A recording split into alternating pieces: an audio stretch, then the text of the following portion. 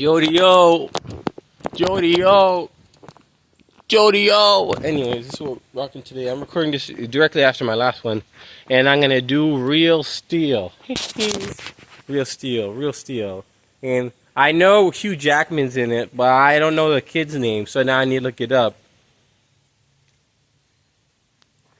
Who wrote Real Steel? Richard. Wait.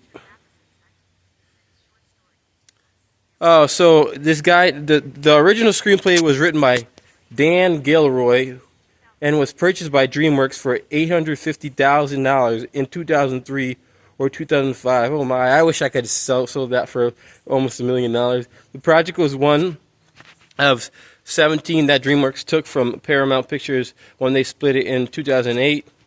$850,000, dang! Bro, my junior bucks better get up to that level, but anyways. And I guess it was edited by Jeremy Levin and Richard Matheson. But anyways, yeah, this script is just off the chain.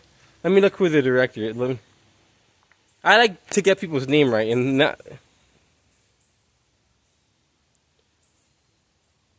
Real Steel cast. Oh, so the kid's name who played Max Kenton is Dakota Goyo. And then the lady was Evangeline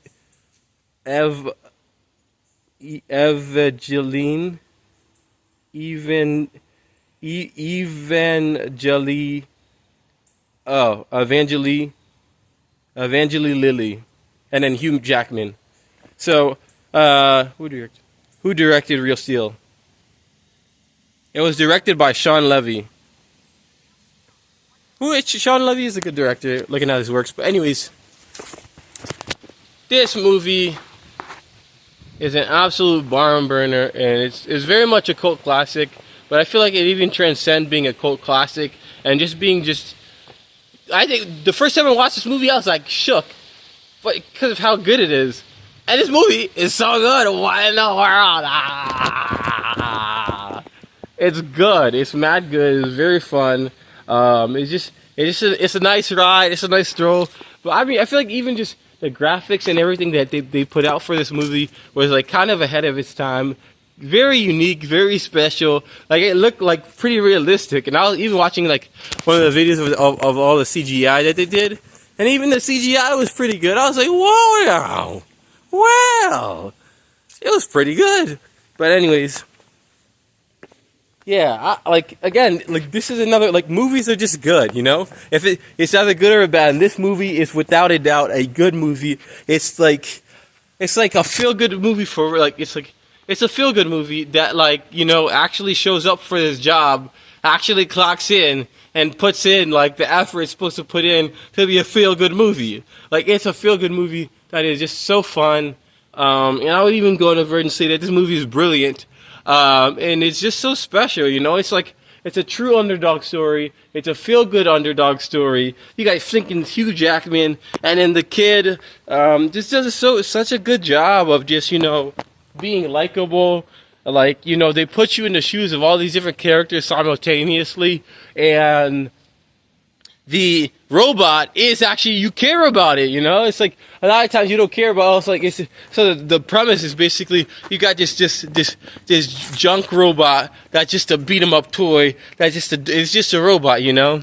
It's a robot used to spar, but somehow, this kid with his hopes and dreams, just like everyone has hopes and dreams, is basically put into this robot that just is unrelenting, that won't go away, that won't lose a fight, you know. And it's just a kick-ass, badass robot that refuses to go down under any circumstances, and and you get to see whether it does or does not conquer it all and win the gold, you know. It's not just, it's the same feelings you get from getting Rocky, but you get to watch it as this child and this basically this father figure in Hugh Jackman, basically, just rise above, it's a rise above feel good story, in a world that's so interesting, so fascinating,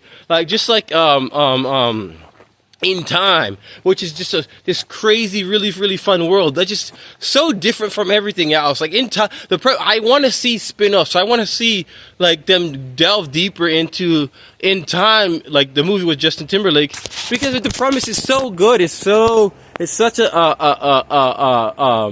direct translation of a lot of the things that go on in today's world, of how class is so different from each other, but also, just hard work, and just being a good person, and just your faith in something good allows you to really transcend all of these. It's like, I need to do real. Thinking, what's the movie? In Time, because I really think that's a special movie. And it was definitely ahead of its time, and it's one of the most underrated movies of all time. But even this Real Steel is underrated, As you're watching it, so you're like, wow. But it's still like, and I feel like this movie does such a good job of encapsulating the indie feel. Like, this movie feels like an indie movie, even though it's not. It's kind of a big budget movie, but it's an indie movie. But it just delivers. It delivers. It shows up, and this is a great movie, without a doubt. One of the all-time greats not all-time greats, or just one of the greats in the feel-good movies. That's not a Disney movie. That's not like a kid's movie or something like that. Even though he has a child in it, it's like an adult movie it's a family movie that's a feel-good movie. That's not tacky. It's not corny. It's not cheesy, and basically everything throughout the entire movie is believable. It's fun, it's unique, and it's just, this movie is so different from its class, its category of family movies, or just action movies, or feel-good movies. This is an entire category of its own. Like Rocky, there's a lot of movies you can compare, or you could say, oh, that's close to Rocky. That's after Rocky. But there's nothing you could be like, oh, Real Steel. This is like Real Steel. There's nothing like Real Steel. It's just so fun. It's so interesting of a movie. It's so heartwarming, and the characters are so solid. Obviously, Hugh Jackman shows up. The kid in this movie is really, really good. I mentioned his name in the beginning. And Evelina is good. And yeah, this is like a standing ovation, a round of applause, because I really, really thoroughly so much enjoy Real Steel. This movie is great. You have to watch it. This is a DVD without a doubt for sure movie. Stinking fantastic, stinking great, awesome. Real Steel, man, come on, or woman, on his head. Real Steel, awesome movie. Go watch it.